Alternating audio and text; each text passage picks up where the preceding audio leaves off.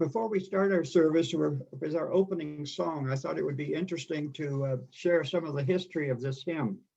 It was written by Reverend Samuel Wright in the mid-50s to commemorate the merger of the Unitarian and Universalist youth.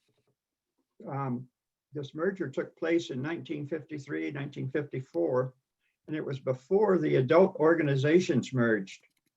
I was fortunate at that time to be a senior in high school, and I was a member of the national board that participated in forming this merger, where we formed liberal religious youth. And what we tend to forget is that the merger of Unitarian and Universalist denominations was really fairly controversial. Not everybody was unanimously in favor of this. And so it was really audacious that these two national youth organizations merged before the adults did in terms of trying to lead the way. And Sam Wright wrote this hymn in terms of that, in terms of us trying to come together, that we would be one. So that's an interesting story behind this hymn. And of course, the music is from Sibelius's Finlandia. You're welcome to sing along with the music as long as you stay muted while Steve plays We Would Be One.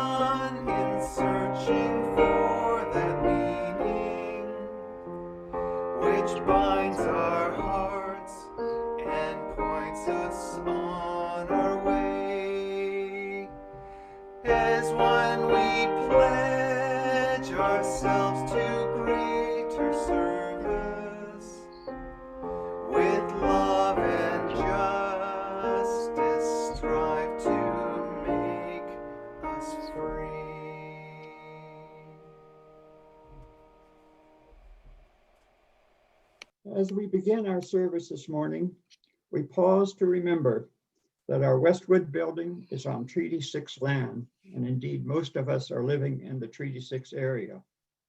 And this land has borne witness to thousands of years of Indigenous history, culture, and spirituality. It provides a rich and fertile context for us as we gather in religious community. And we acknowledge that traditional lands recognition is an important first step. And we encourage all of us to examine what we can do to honor the 94 calls to action that are contained within the Truth and Reconciliation Commission of Canada's report. Good morning and welcome to Westwood Unitarian. My name is Carl Ulrich, and my pronouns are he and him. I am your service leader this morning. We're especially pleased to have Trudianne and Bill Dolman, members of Temple Beth Ora, as our speakers today. Our musicians this morning are Steve Bell and Rebecca Patterson. And our tech support is provided by Ilara, Stefaniuk-Gaudet, and Bill Lee. At Westwood, we are building a community where we are gentle with one another, where we value and practice inclusivity, and where we support people in solving problems and addressing concerns. In the Westwood culture, we trust that decisions are made with care and consideration, and we take collective responsibility for tasks and problems. We support one another in establishing and maintaining healthy, nurturing boundaries. I extend a special welcome to those who may be here for the first time and those who still consider themselves newcomers. We are glad you found us. We look forward to sharing our religious community with you. Now, if you have a candle that's near you, you're invited to light it at this time. For our chalice lighting words, they're taken from Reverend Brian Kiley, the former minister at the Edmonton Unitarian Church. In times of cold, we seek the warming fire. In times of repression, we reach for the lamp of truth. In times of loss, we pray for the comforting light. And in times of joy, we light a candle of celebration. Spirit of life, we kindle this light. Help us find what we need this day. Now I will light our chalice here.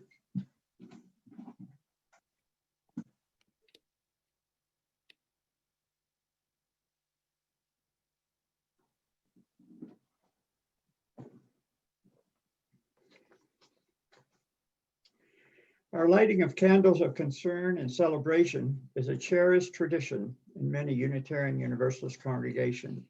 It allows us to understand each other's worlds better, enabling us to share joys and offer comfort for those with concerns. It helps us to be a true community.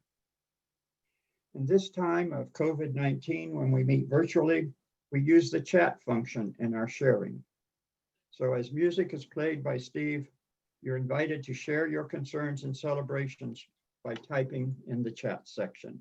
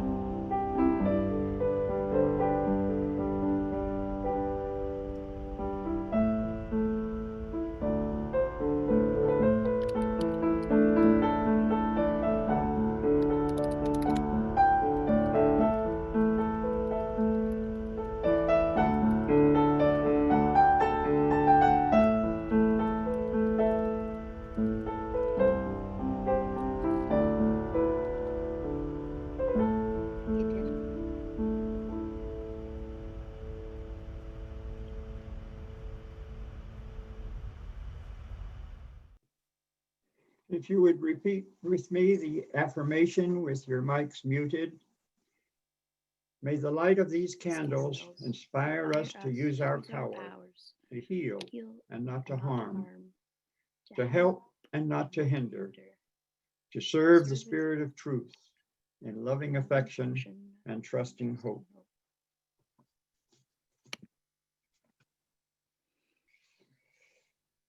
Our congregation is supported by the generous donations of members and friends. You can see here ways to make an online pledge through the contribution through info@westwoodunitarian.ca, or you can go to westwoodunitarian.ca to find other ways to donate. From you I receive, to you I give, together we share, and from this we live. From together I receive, to you I give, together we share, and from this we live.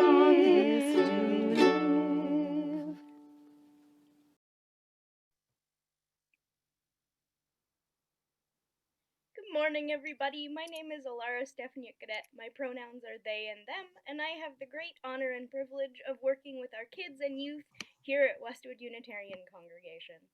Hi! My name is Spruce the Squirrel, and I use pronouns, and I'm so happy to see all of you this morning. It's been a little while. That's right, it has been a little while, hey, Spruce? So, what do you want to tell our story about this morning? It's lovely to see all of you out there in the congregation smiling back as we tell our story, hey? Yes, it's really nice to see some faces. But Ilara, yeah? I don't know. We've been talking about hunger this month in our story corners, right? Yeah, that's right. And I've noticed that lately I've been feeling a little bit spiritually hungry. What do you mean, Spruce? Well, you know that every single winter I like to sit in my tree and I like to meditate. Yeah, I know, and that usually really fills up your spiritual hunger, doesn't it? It does. It usually really does. But this year, I don't know. Something feels strange. I think maybe I just miss seeing everybody's faces more often or something. But meditation is nice, but I don't know. I still feel spiritually hungry. Ilara? Yeah? How do you deal with your spiritual hunger when you're home alone a lot? Well, actually, this year I've been going to some of the events at Temple Beth quite a bit. But we're at home. Yeah, but I've been going online. We have a group every Tuesday evening called Shemitah Learning Group, and I've been really enjoying it and finding that that's been really filling up my spiritual hunger this winter. I don't know what that means. Well, Shemitah, you know what Sabbath is? Kind of. It's like the day of the week where we're supposed to rest, right? Yeah, that's right. And in the Jewish tradition, the Friday night going into Saturday evening is the Sabbath day. But Shemitah is special because Shemitah is the Sabbath of Sabbaths. So it's actually, instead of every 7 days where the people rest, it's every 7 years letting the land rest.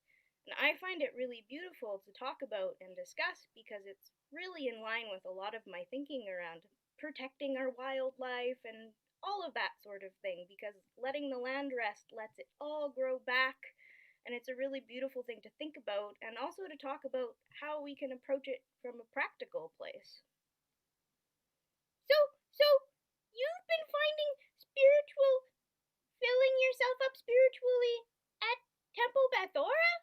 Yeah, and that's one of the reasons I'm really excited to have Trudianne and Bill with us, because they're really beautiful people from Temple Beth. I think it's really awesome that as Unitarian Universalists, we're encouraged to connect in different religious and faith traditions and spiritual communities, because then we can find filling things for ourselves spiritually in lots of different places.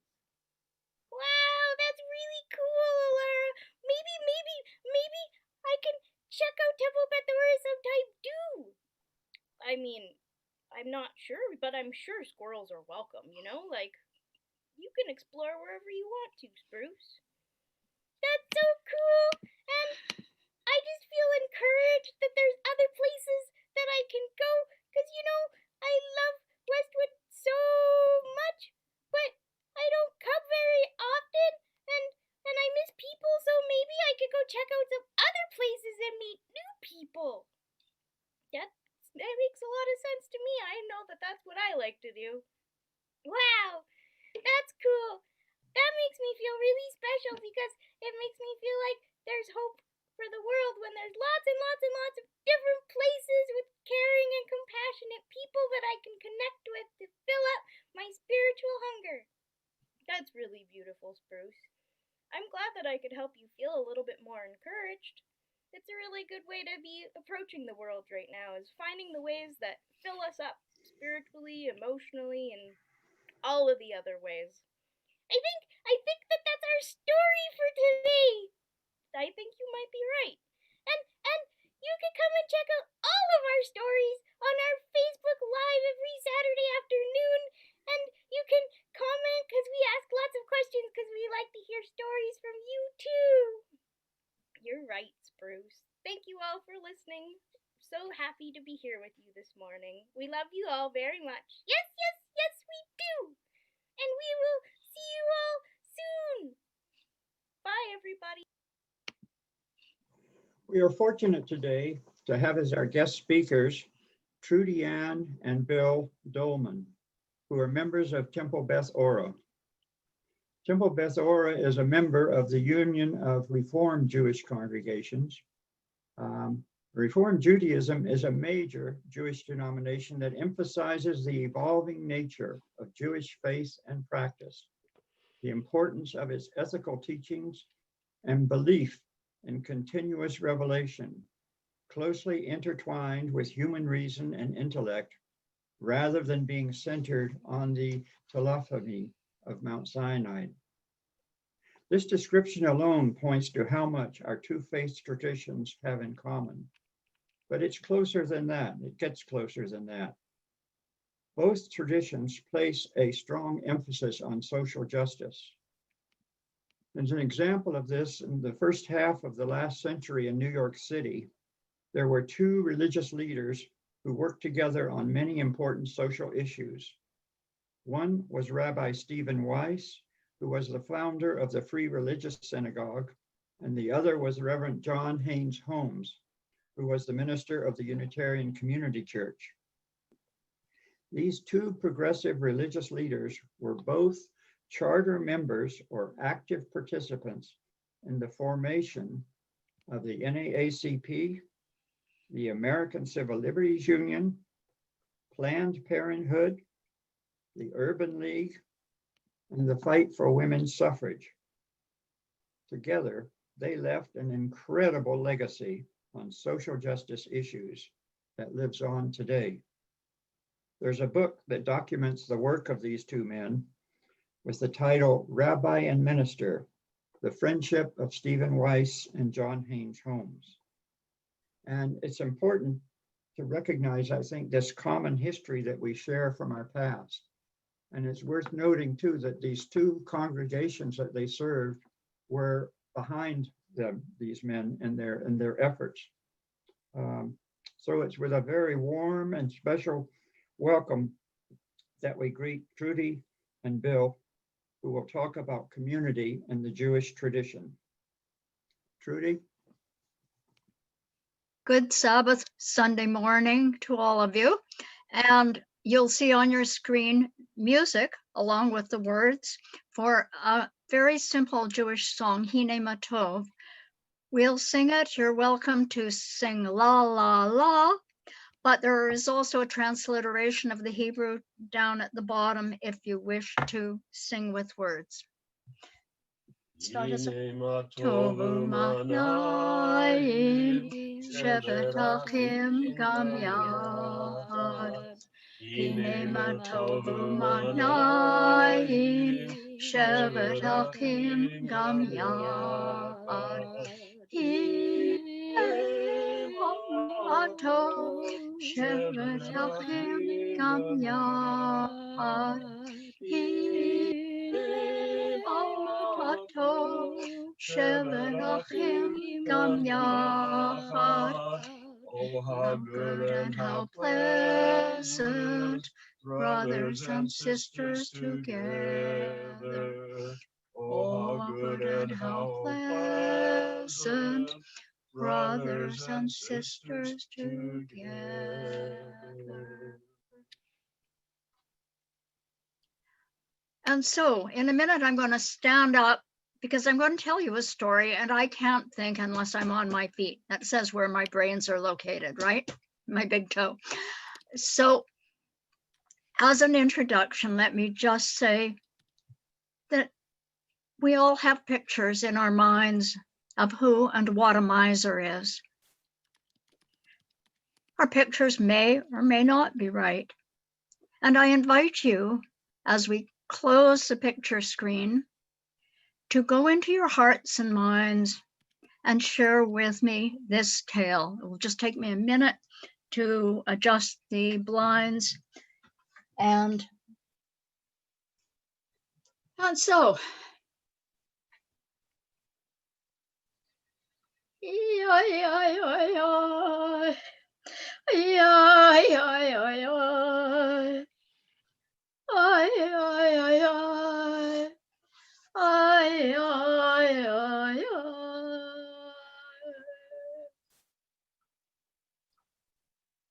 there was in a small shtetl in eastern Poland, a tiny village with many Jews, there was a miser.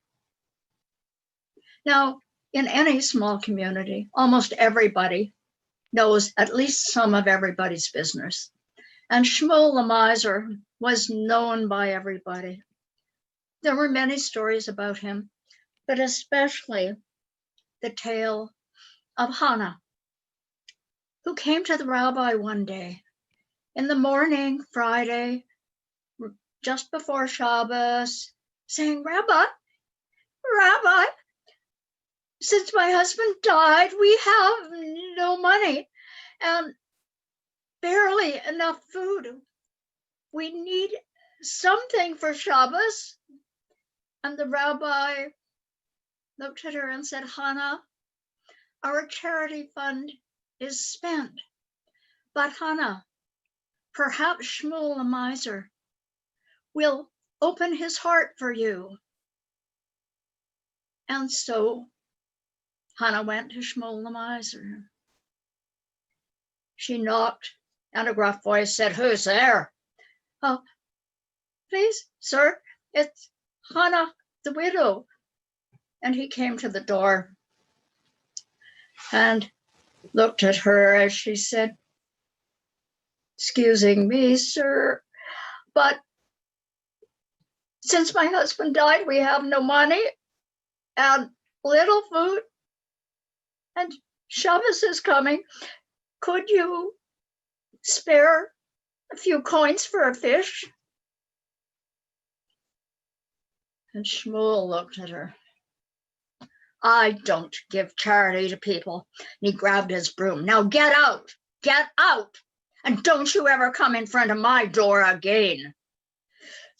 So Hannah left, and the story spread through the community.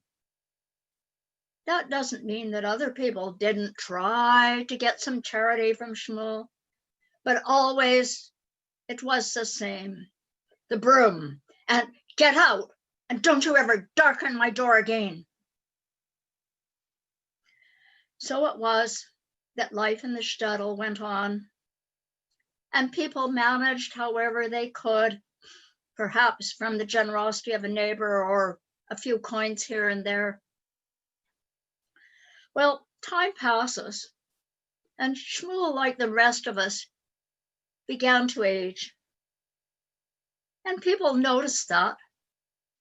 And the Jewish burial society called the Hever Kadisha who is responsible for burying people, washing the body, laying them to rest, saying the right prayers, thought we should approach Shmuel.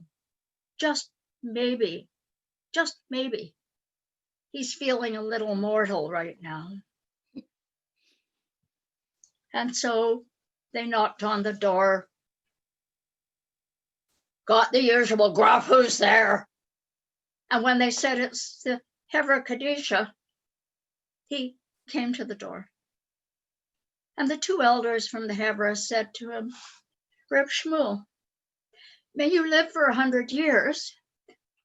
And at the same time, Reb Shmuel, might you please think about the future and think about the fact that we will someday have to bury many different people in this community. And might you give us some charity to help with the burial and the sacred act of saying goodbye? And Shmuel looked at them. He grabbed his broom, but for once he didn't wave it at them. And he said, charity? You want charity for your Hevra Kadisha? Get out of here. And so they left. Time passed. Shmuel continued to be Shmuel, and the rest of the village went on with its daily life. But one day, Shmuel's sister, who almost nobody knew, came to them and said to the Hevra, Shmuel is not well. He's failing. You should know. And so, once more, the Hevra, two of their elders, came and visited Shmuel. Shmuel lay there. Oy, oy, oy, oy, poor Shmuel. Oy, oy, oy, oy. And they saw him gasping for his breath, pale, thin. And they said gently, Reb Shmuel, we see you are not well, but may you live another 50 years. Perhaps now would be a good time to make charity for the time when we must bury you. May you live for another 50 years. And perhaps a little charity for the other people who are poor and will someday need our help. And Reb Shmuel, with all that he could master, said, no, and get out. And they turned and left. A few days later, Shmuel's sister came to them and said, the time has come. Shmuel has left this earth. And so, fulfilling their sacred duty, members of the Hevra came to his house. It is an obligation to lay people to rest, but it is not an obligation to make a big show of it when the person has lived as Shmuel did, giving no charity, rejecting people. And so they washed his body, covered him in the white shroud, said the prayers, and took him in the pine box to the cemetery, where they laid him in a grave right beside the fence, where not only poor people, but where criminals and people of ill repute were laid, for everyone has a right to be laid to rest. And there was only Shmuel's sister and the 10 Jewish men who by tradition must visit to say the final prayers. A week later, the rabbi had a visitor at his door. The knock, and he comes to find Hannah huddled, saying, Rebbe, we have no food for Shabbos. Could we have Some coins? Or a fish, maybe? And the rabbi said, well, Hannah, I will see if I can find someone to give a little charity. And so he did. And later that day, gave Hannah a fish. Well, the following week, Hannah came again. And a little later in the day, Yaakov came. Rabbi, we have nothing for Shabbos. What can you do? And again, the rabbi scrounged and found at least money for fish heads for soup. It continued. And instead of Hannah and Yaakov, there were others coming to the rabbi's door. And the rabbi said, how strange. So many are coming and asking for charity for Shabbos.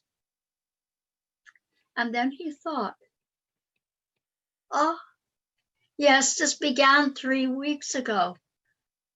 Ah, that was when Shmuel the miser died. And he went to the Holy Hevra members and said, brothers, I think we have erred. These are the strange happenings since Shmuel left this world. And they all agreed that there were secrets they had never known. And indeed, Shmuel did not belong by the fence where the ungrateful and the outcasts lay. And they did the most unusual thing, because once a person is buried in Jewish tradition, you don't disturb them. But for Shmuel, they took his remains and moved him to an area where members of the Holy Hevra Kadisha, the burial society, lay. They placed him in the ground with prayers, and they erected above his grave a sign, Shmuel, the miser, the holy miser. Oi, oi, oi, oi. Oi, oi, oi, oi. May we all recognize what is within each of us. Thank you.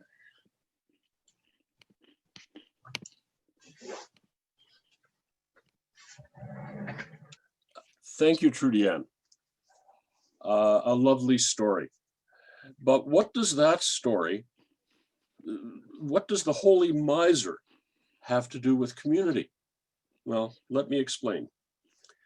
The Jewish people call themselves Am Yisrael, the people of Israel. A people has long been a defining characteristic of Jews. The central experience of Jewish history, an event we retell each year, is the Exodus from Egypt. Though it includes an encounter with divinity, it was an experience of national liberation, not of religious awakening. And it was the experience of a people, not of an individual. This has translated into an emphasis on the community as the primary organizing structure of Jewish life. Wherever Jews have lived, they have built synagogues, established communal organizations, and created systems of communal governance. In Jewish life, there is community in ritual. We're instructed to get together for our great festivals, to celebrate with our fellows, even to pray in a group. There's community in social action. As Trudianne's story emphasizes, we're instructed to care within our community. And there is community in study. We're instructed to not study alone, because only through Havruta, through study in a group, can there be understanding, enlightenment, and shared ethics. Jews are guided by our sages, both ancient and modern. The Talmud offers a definition of community in Jewish life, and I quote, "A Torah scholar is not allowed to live in a city that does not have these 10 things: a law court, a charity fund, a synagogue, a bathhouse, a bathroom, a doctor, a craftsperson, a bloodletter, a butcher, and a teacher of children. End of quote. In other words, in order to be a suitable place to live, a community must provide for its members' spiritual and physical needs. A court helps protect residents. A charity fund aids community members in need. A synagogue is a place for prayer and for communal gatherings. A bathhouse, a bathroom, a doctor, a craftsperson, a bloodletter, and a butcher provide for the physical needs of residents. And a teacher ensures that the next generation learns Jewish tradition and prepares to assume leadership of the community. This has occurred differently in Jewish history. In late antiquity and in the medieval period, many Jewish communities actually were semi-autonomous. Though ultimately subject to local laws, these communities governed themselves and cared for the needs of their members. Though the semi-autonomous authorities have disappeared, many Jewish communities to this day maintain a court that arbitrates disputes between members of the community. Virtually every Jewish community has charitable organizations that help poor members of the community. Immigrant aid societies, free loan societies, even assisted immigrants, even here in Edmonton, in gaining a foothold in their new country, in their new community. For 2,000 years, much of Jewish life has focused around the synagogue. Synagogues are places of prayer and study, the site of life cycle events celebrating births, weddings, bar bat mitzvahs. Synagogue communities also often take care of the members of that community. Community members may prepare meals for those in mourning, visit members who are ill, and join in one another's life cycle events. And because community is so necessary for Jewish prayer, you need 10 adults to do many of the most important prayers. Synagogues provide a place to do that important work. Most Jewish communities have a ritual bath for ritual cleanliness and purity. Jewish communities have a burial society, which ensures that the physical remains of those who die are properly and respectfully buried in accordance with tradition. In recent times, Jewish communities have also sprung up around community centers, schools, camps, various other nonprofit organizations. In all of these cases, a building or an organization often serves as the initial point of contact for people who then begin working with each other, caring for each other, taking care of one another's needs. In Edmonton, we have synagogues, prayer and study groups both within and outside synagogues, various charitable organizations, including Jewish Family Services, a burial society, 2-day schools, a free loan society, ritual bathhouses, and so on. Now, Jewish text treats participation in a community as a mitzvah, as a religious obligation, not an option. In fact, Jewish law requires that one who is occupied with one mitzvah is exempt from other mitzvot, even prayer. Several stories in our texts and our religious texts point out that one should not remove oneself from the community. And here's one that I find particularly interesting from the Talmud. When Rav Asi was dying, his nephew found him crying. His nephew said, "Why are you crying? Is there any Torah that you did not study and teach to others? Are there any acts of loving kindness that you did not do? Furthermore, despite your stature, you humbled yourself and you stayed far from disputes and did not allow yourself to be appointed over the affairs of the community."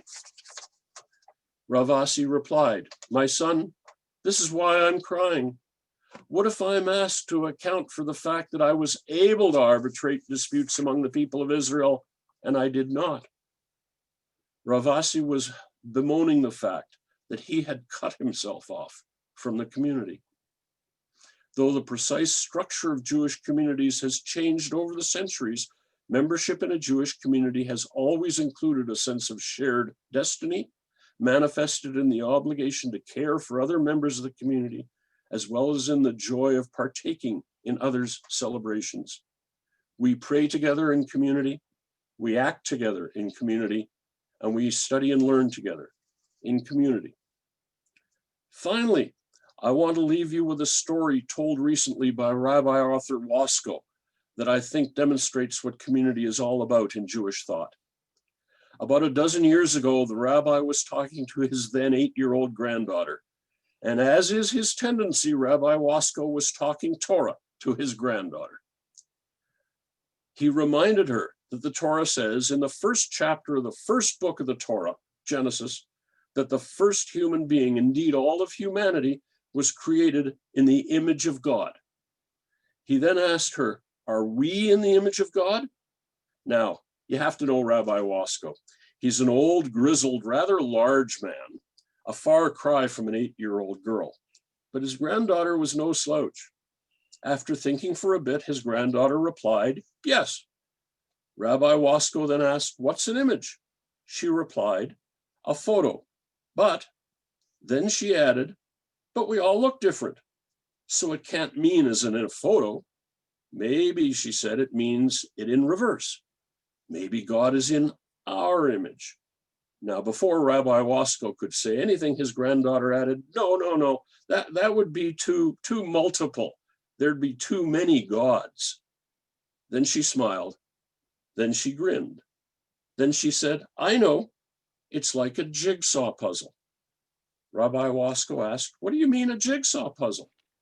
His granddaughter answered, we are, all of us, in the image of God when we fit together. We are all little pieces, all different shapes, all different sizes, all different colors, all different things printed on us. But when we are all put together like a jigsaw puzzle, then we are in the image of God. From the mouths of children, when we are all put together in community, we are in the image of God. Only in community are we the way God made us. The holy miser was one of those pieces in his community. He too was part of the image of God. B'shalom, be in peace.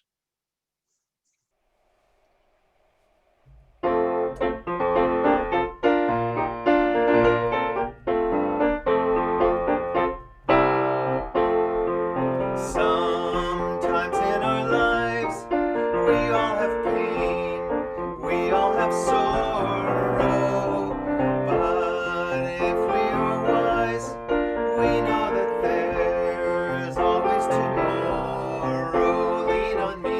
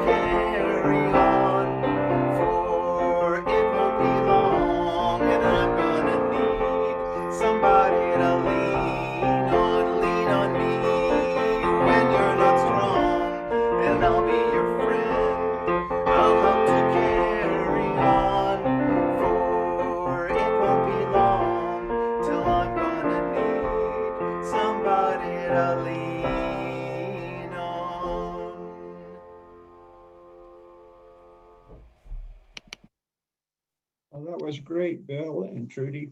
Really, really gave us a lot to think about, and I'm sure we can have some discussion.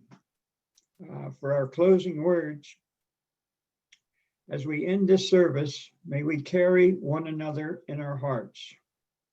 May the fellowship we have shared expand our compassion, increase our understanding, and strengthen our resolve to face what life brings our way.